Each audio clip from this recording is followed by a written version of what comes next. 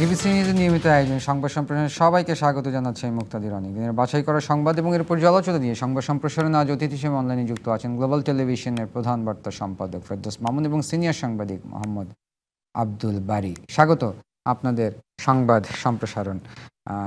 আমরা আলোচনা ফেরদৌস মামুন আপনাকে দিয়ে শুরু করি। আপনি জানেন যে ঢাকা ওয়াশিংটন সম্পর্ক জোরদারের আলোচনায় ইতিবাচক অগ্রগতি, রোহিঙ্গা ইস্যুতে যুক্তরাষ্ট্র সহায়তা অব্যাহত রাখার আহ্বান বাংলাদেশের। আপনি জানেন যে ট্রাম্পের বিশেষ দূত সার্জিও গোর সাথে আমাদের পররাষ্ট্রমন্ত্রী খলিলুর রহমানের বৈঠক হয়েছেন। সেই বৈঠক থেকে আসলে এই সহায়তার অব্যাহত রাখার আহ্বান। আপনার মন্তব্য জানতে চাচ্ছি ফেরদৌস মামুন। ধন্যবাদ আপনাকে। দেখুন, এই বিএনপি সরকার ক্ষমতায় আসার পরে অর্থাৎ 12 ফেব্রুয়ারি নির্বাচনের পরে এই নিয়ে আমার জনমতে যে মার্কিন যুক্তরাষ্ট্রের তৃতীয় একজন সর্বোচ্চ পর্যায়ের ব্যক্তি, শীর্ষ কর্তা ব্যক্তি বাংলাদেশে আছে। আমার যতদূর মনে পড়ে সম্ভবত মার্চের দিকে এসেছিলেন প্রথম পল কাপুর, এরপর মার্চ এপ্রিল মেতে আসলেন ব্রেন্ডন লিঞ্চ। এই তৃতীয় যিনি আসলেন যে আপনার ডোনাল্ড ট্রাম্পের বিশেষ দূত এই দক্ষিণ এশিয়া অঞ্চলের। পাশাপাশি আরেকটা জিনিস মনে রাখতে হবে, উনি কিন্তু ভারতের যুক্তরাষ্ট্রের রাষ্ট্রদূত। তো আমার কাছে কেন জানি মনে হয়েছে যে আসলে সার্জিও গোরের এই সফর, আমার পর্যবেক্ষণ বলছি, আমি কিন্তু কথাটা আরেকবার রিপিট করলাম যে এটা আমার পর্যবেক্ষণ বলছি যে উনি তিনটি বিষয় বোঝার জন্য বা যুক্তরাষ্ট্র তিনটি বিষয় বোঝার জন্য তাকে বাংলাদেশে।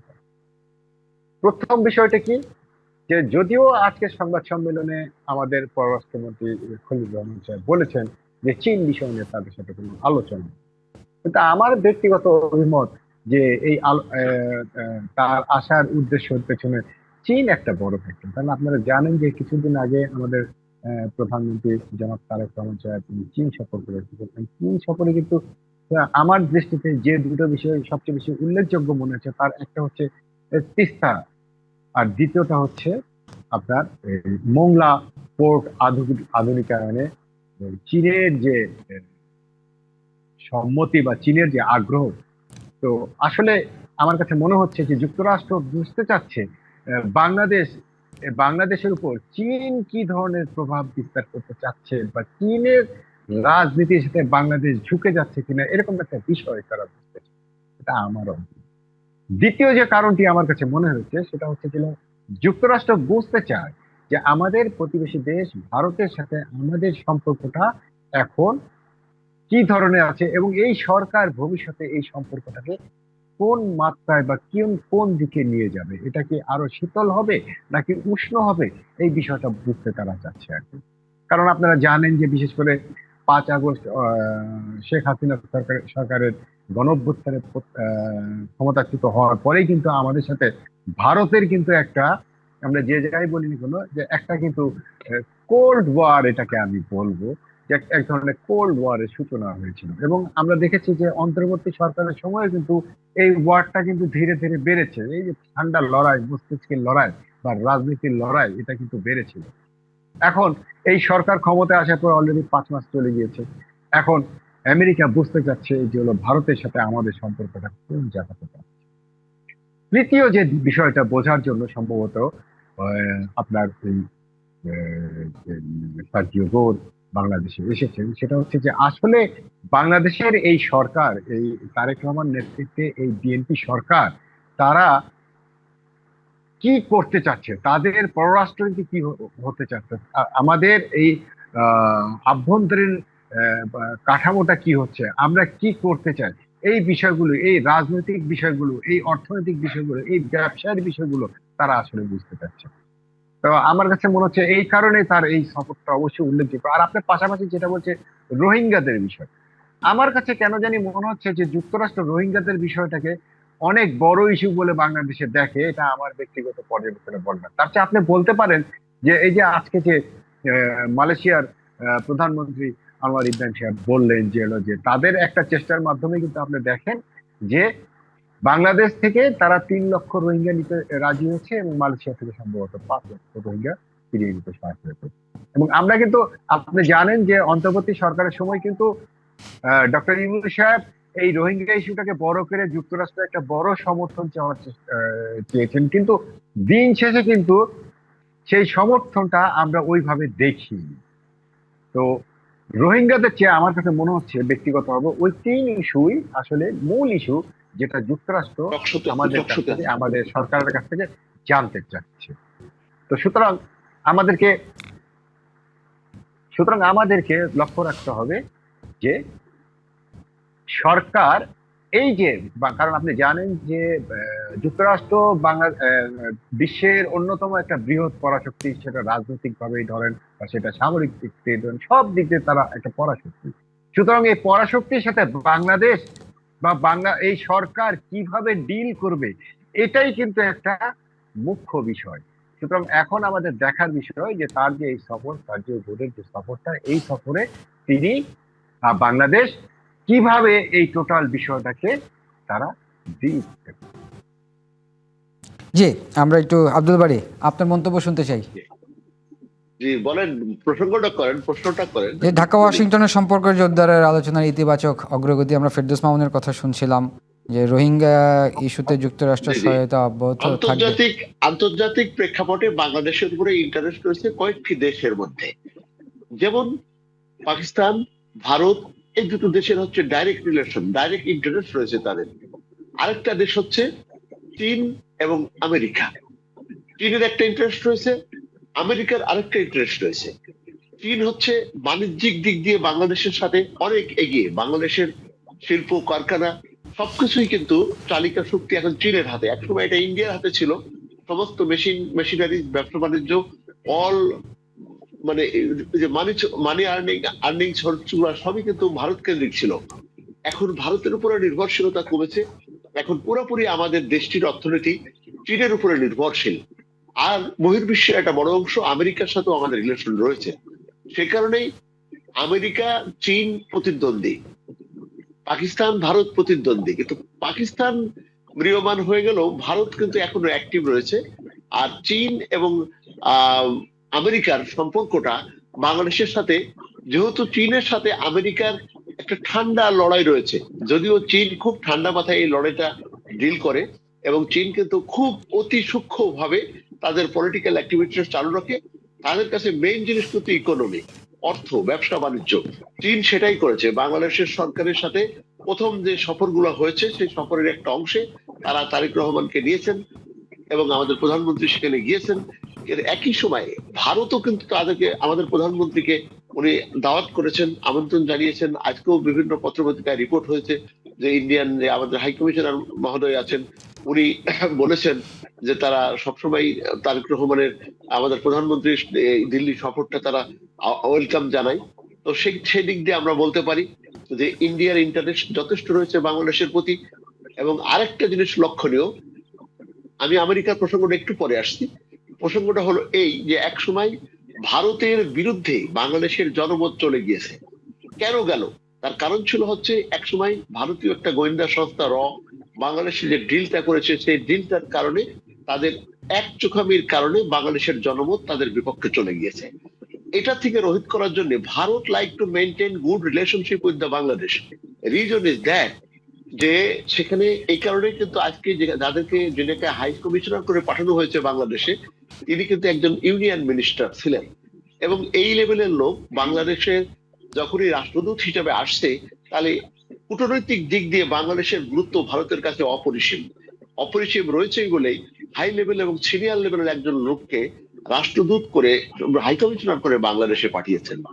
তিনি কিন্তু politically he is trying to motivated Bangladeshi people, এবং তারা চেষ্টা করতেছে। দেখেন, কয়েকদিন আগেও ভিসা নিয়ে কথা বলেছে, ভিসা উনি 12 তারিখে জয়েন করেছেন, 28 তারিখ থেকে ভিসা দেওয়ার ঘোষণা দিয়েছেন।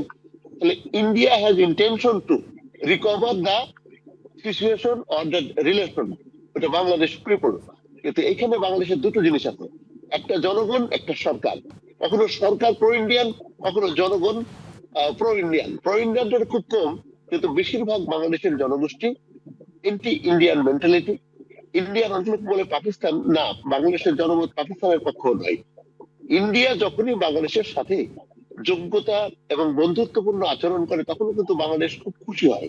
যেমন ধরেন ভিসা ছাড়লো, ভিসা তাদের একটা পলিসি ছিল, সেই পলিসির আন্ডারে তারা যখন বহুত লোককে ভিসা দিল, 60 বছরের ঊর্ধ্বে 5 বছরের মাল্টিপল ভিসা এবং অন্যদেরকে 1 বছরের মাল্টিপল ভিসা দিল, ব্যাপক ব্যাপক, তখন কিন্তু দেখেন জনমতটা আস্তে আস্তে ইন্ডিয়ার পক্ষে চলে গিয়েছিল। কিন্তু 5ই আগস্টের পরে ইন্ডিয়ার সাথে যে ক্র্যাকডাউন পজিশন, এই পজিশনটা রিকভার করার ওই রকে দিয়ে আর সম্ভব না। সেই কারণের জন্য India is moving towards Bangladesh with their political strategy. সেই কারণেই কিন্তু হাই কমিশনার সাহেব এসেছেন একজন রাষ্ট্রদূত, এসেছেন যে তিনি কিন্তু পলিটিশিয়ান এবং তিনি জনগণের পালসটা বোঝেন, সেটা দিয়ে কিন্তু ভারত এগোচ্ছে। At the same time Bharat আর আমেরিকা হলো বন্ধু। কেমন বন্ধু? গণতন্ত্রের বন্ধু হচ্ছে আমেরিকা। আমেরিকার সাথে তাদের একটা রিলেশন রয়েছে। আবার যেহেতু চীনের সাথে একটা বৈরিতার রিলেশন রয়েছে ভারতের, সেই কারণের জন্য কিন্তু আমেরিকা ইন্ডিয়াকে প্রিফার করে।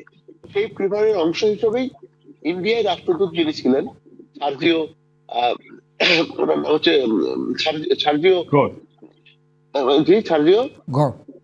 গোর হ্যাঁ সার্জিও গড, উনি কিন্তু এসেছেন। উনি অ্যাট দি সেম টাইম ভারতের উনি রাষ্ট্রদূত আছেন, পাশাপাশি উনি বাংলাদেশ সফরে এসেছেন। এটা দক্ষিণ এবং এশিয়াতে সবচেয়ে আমেরিকান ডিলটা করে থাকে, এই পোস্টটাই বেশি করে থাকে সবসময়। এর আগেও যারা আসছে এই পজিশনে আসছে। কিন্তু আমেরিকা খুব বেকায়দার মধ্যে আছে, আন্তর্জাতিক সম্পর্ক তাদের দুর্বল হয়ে গেছে, ন্যাটো জোট তাদের নষ্ট হয়ে গেছে। আমেরিকা যে ওয়ার্ল্ড ওয়াইড প্রভাব ছিল ইরান যুদ্ধের সঙ্গে জড়িয়ে, তারা ইতিমধ্যেই একটা ঘোষণাও এসে গেছে যে ইসরায়েলের কারণে তারা ফাঁদে পড়ে ইরানের সাথে যুদ্ধ জড়িয়ে তারা আর্থিকভাবে ক্ষতিগ্রস্ত হয়েছেন, সামরিকভাবে ক্ষতিগ্রস্ত হয়েছেন। সেটা রিকভার করার জন্যই কিন্তু তারা অস্থির রয়েছেন যে একটু ঠান্ডা মাথায় বাংলাদেশ এসেছেন, খুব ঠান্ডা মাথায় তিনি এগোচ্ছেন। আজকে সন্ধ্যায় তিনি পররাষ্ট্রমন্ত্রীর সাথে আলাপ করেছেন, কালকে উনি রোহিঙ্গা ক্যাম্পে যাবেন, পরের দিন শনিবার দিন উনি প্রাইম মিনিস্টারের সাথে আলোচনা করবেন। আলোচনা আর কিছুই নয়, আমাদের যেহেতু বাংলাদেশ চীনের সাথে বৈঠক করেছে, বাণিজ্যিক সম্পর্ক করেছে, চীনের সাথে যতটা না আমাদের ইন্টারেস্ট আছে, আমেরিকার সাথে কিন্তু ডাইরেক্ট ইকোনমিক্যাল রিলেশনটা ওই পর্যায়ে না। চীনের সাথে সম্পর্কটা আমাদের সবচেয়ে অর্থনৈতিক সম্পর্কটা বেশি। সেই কারণেই চীনের সাথে হলো ইকোনমিক রিলেশন, আর আমেরিকার সাথে হলো পলিটিক্যাল রিলেশন। পলিটিক্যাল রিলেশনের দিক দিয়ে বাংলাদেশের কোনো ক্ষতি নেই যদি আমেরিকার সাথে তাদের সম্পর্কটা ভালো থাকে। সরকারও পজিটিভ রয়েছে, সরকারও জি, আমাদের যে বিরতির সময় হচ্ছে, চেষ্টা করছে। আমরা বিরতি থেকে ফিরে এসে জি। আলোচনা করছি।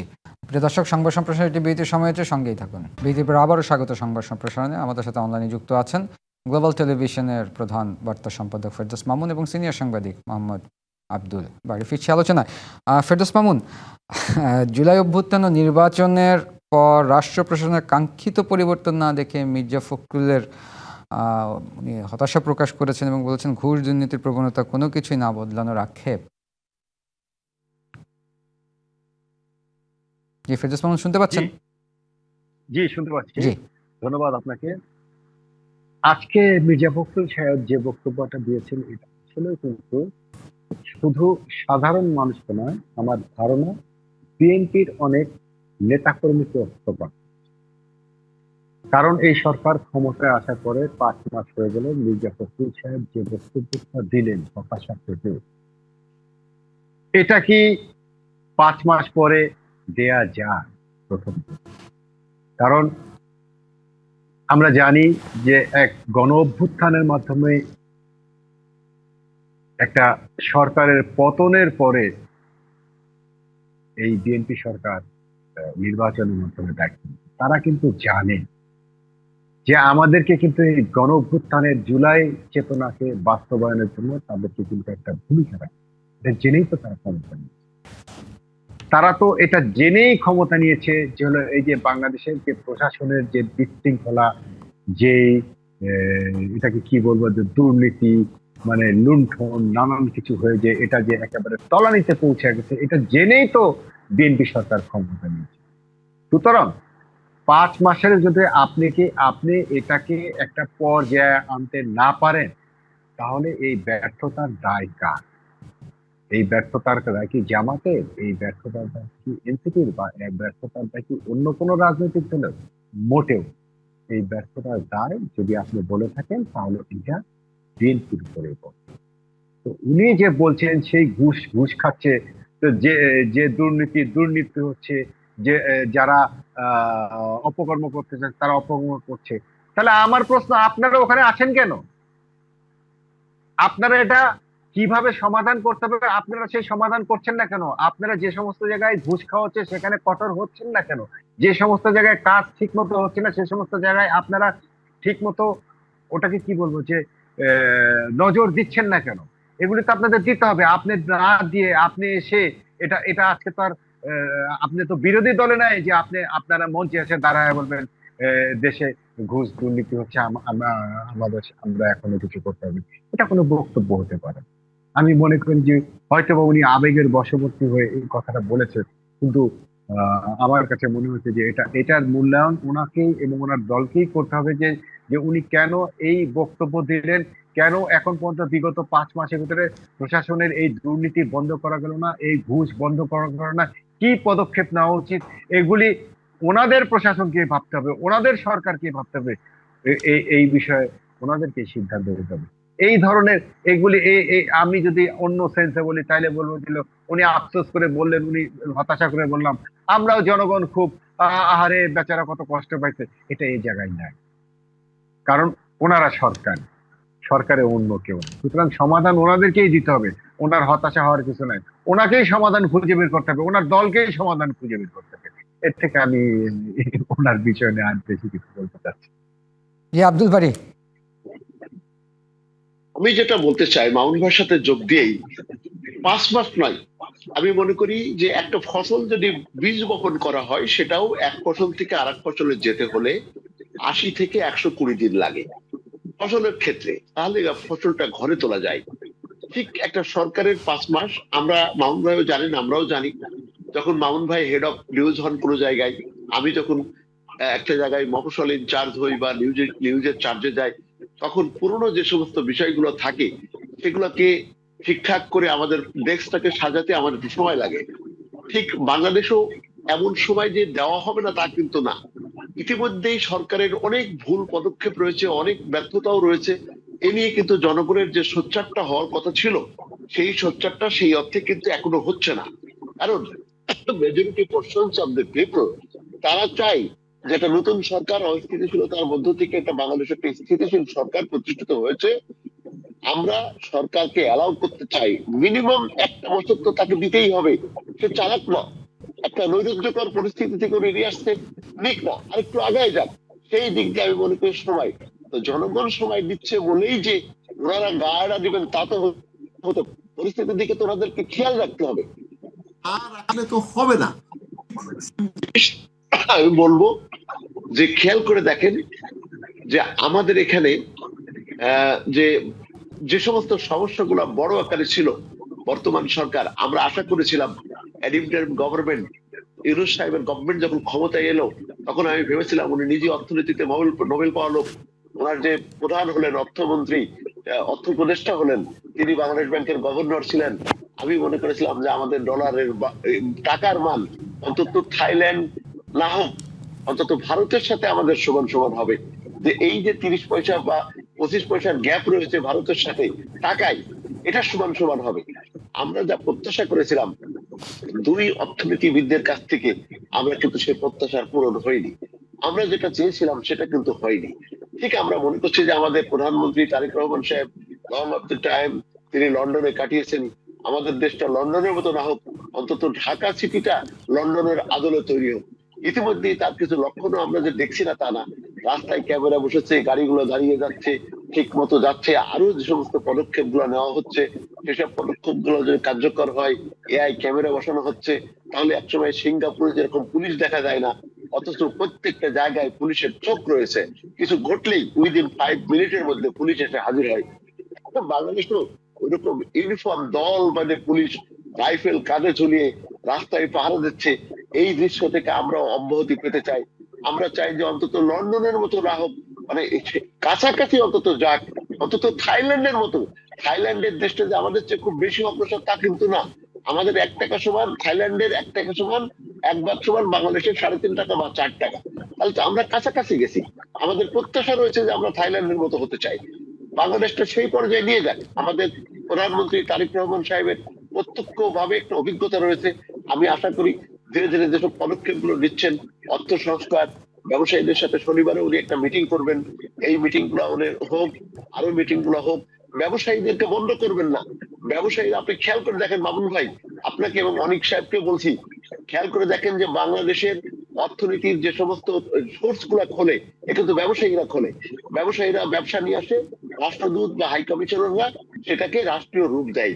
কিন্তু এই মানে বহির্বিশ্বের যে রেমিটেন্স বা অন্যান্য যে বৈদেশিক আয়, সেই আয়ের গুলার প্রধান সোর্স কিন্তু ব্যবসায়ীরা।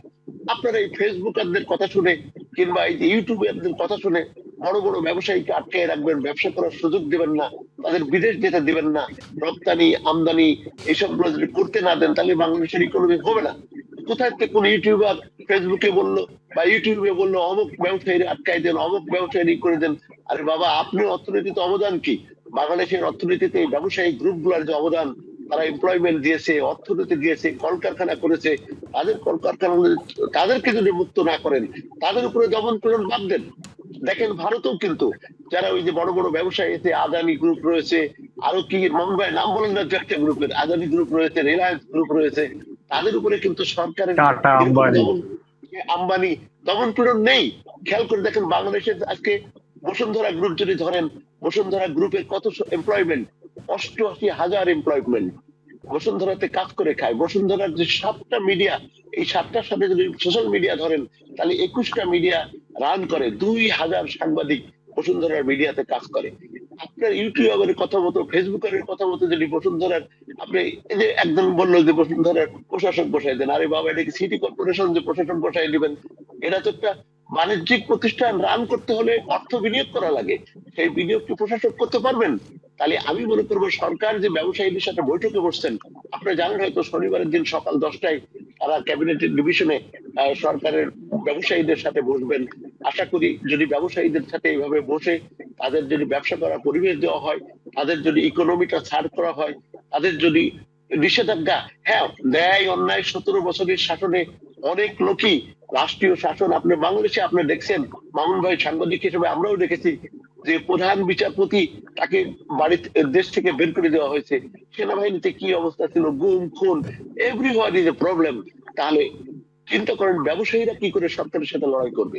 দু একজন ব্যবসায়ীর ভূমিকা যদি সরকারের পক্ষে তৎক্ষণ হয়েও থাকে, সেটা ছিল তাদের ব্যবসা বাঁচানোর জি কৌশল। আব্দুল বারী, আমাদের শেষ করতে হচ্ছে, আমরা অনুষ্ঠানের শেষ টোটাল পর্যায়ে। ব্যবসায়ীকে ধ্বংস করবেন এটা হতে পারে না। ব্যবসায়ীদের কাজ করতে দেন, দেশের ইকোনমিকে শক্তিশালী হতে দেন, এটা আমার একটা প্রস্তাব। এবং জি আমি মনে করি যে আজকে যে গড় সাহেবের যে ভ্রমণ, সেটাও এর ভিতরে একটা ব্যবসা বাণিজ্যের অবস্থা রয়েছে। আমি তারা মনে করি তার সফরটা নেগেটিভ নয়, পজিটিভ। তিনি যে এখন পর্যন্ত যে পদক্ষেপগুলো নিয়েছেন, সেখানে নেগেটিভ কিছু হবে বলে আমার মনে হয় না। একটা গুড কোঅর্ডিনেশনে বাংলাদেশ যাচ্ছে। চীন, ভারত, তারপরে আমেরিকা, জি আমাদের সবকিছু মিলায় ধন্যবাদ ধন্যবাদ। ভালো দিকে আমরা যাচ্ছে। এই বিষয় নিয়ে আরেকদিন কথা বলবো। ধন্যবাদ আব্দুল বারী, ধন্যবাদ ফেরদৌস মামুন। প্রিয় দর্শক, এই ছিল সংবাদ সম্প্রসারণে। ডিপিসির সঙ্গেই থাকুন।